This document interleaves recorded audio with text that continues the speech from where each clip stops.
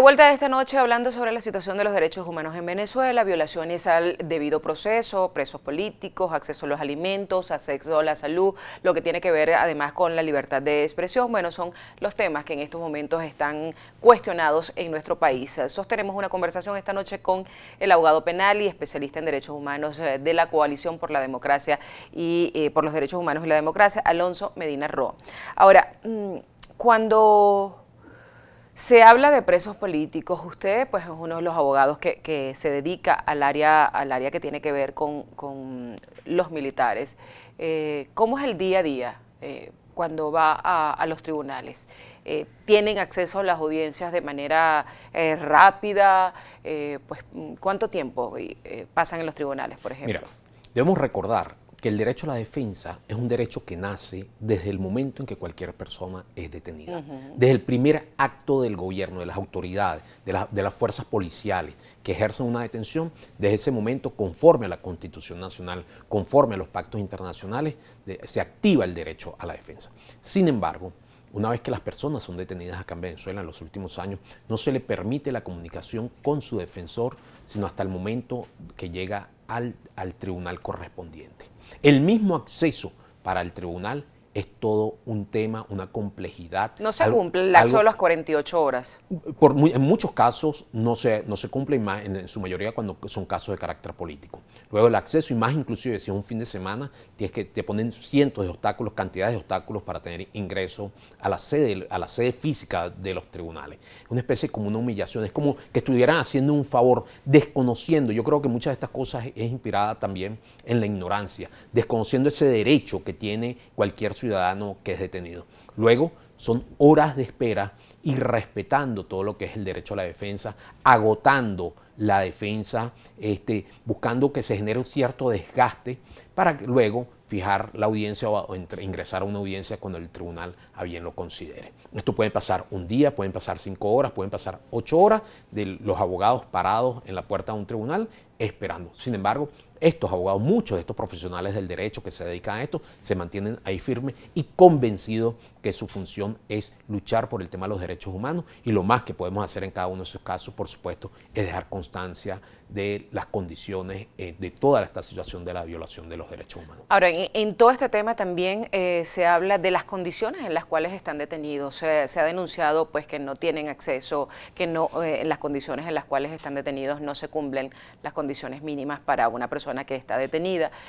¿Ustedes tienen acceso a la celda de sus detenidos, de sus defendidos? Mira, hay unas normas de carácter internacional dictadas por las Naciones Unidas con respecto a las reglas mínimas para el tratamiento del recluso.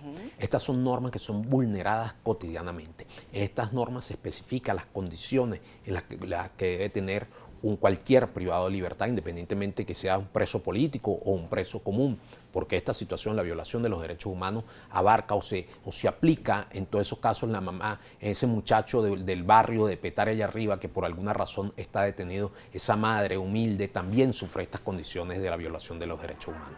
Estas normas que están establecidas en las Naciones Unidas te establecen un conjunto de normas que son irrespetadas, evidentemente las condiciones, la clasificación de los internos, el acceso a los alimentos, al médico, una cantidad de situaciones que lo plantean. Todo esto se violenta usualmente. Pero además tenemos el agravante, y no lo podemos olvidar, que desde la Coalición por los Derechos Humanos y la Democracia hemos afirmado que en Venezuela se ha institucionalizado la tortura.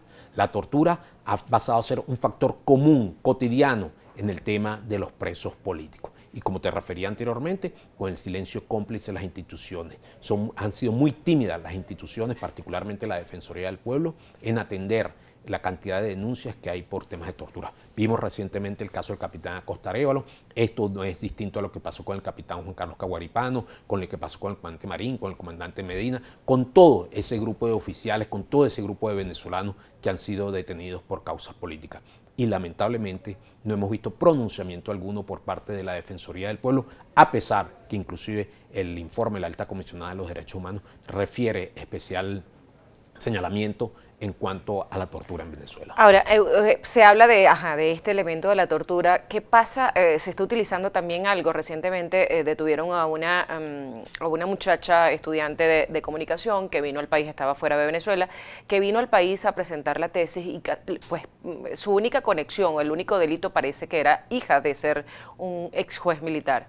Sí, la hija del coronel Peñalver, quien fue juez militar, que fue detenida en la frontera al momento que se encontraba ahí con la finalidad de sellar su pasaporte. Pareciera ser que se pretende endosar las responsabilidades penales a todo el grupo familiar, desconociendo que la responsabilidad penal por cualquier situación es de carácter individual. Aquí se pretende endosar a todo el grupo familiar, a los bienes, inclusive se genera la incautación de bienes que han sido inclusive de sucesiones o bienes que han sido por años de tradición de una familia. Aquí los vemos como se incauta de forma ligera, sin ningún tipo de alteración por parte de la autoridad. ¿Cree usted, Medina Roa, ya para finalizar con esto, que todo esto persigue generar miedo y sembrar miedo en la población venezolana, independientemente de que sean familiares de presos políticos, de militares activos o en situación de retiro o de civiles? Sí, yo creo que es un tema de la política del terror, infundir ese terror a toda la familia de los presos políticos, a los ciudadanos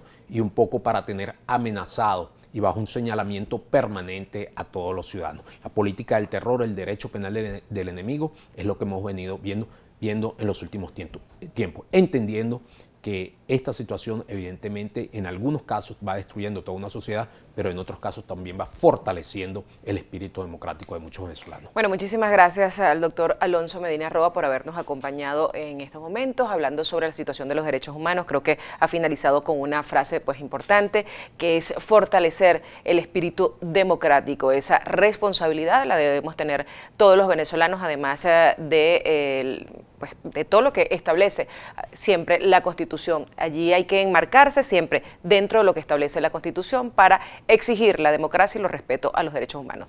Nos despedimos, pasen feliz noche, quedaron en compañía, Noticias Globovisión.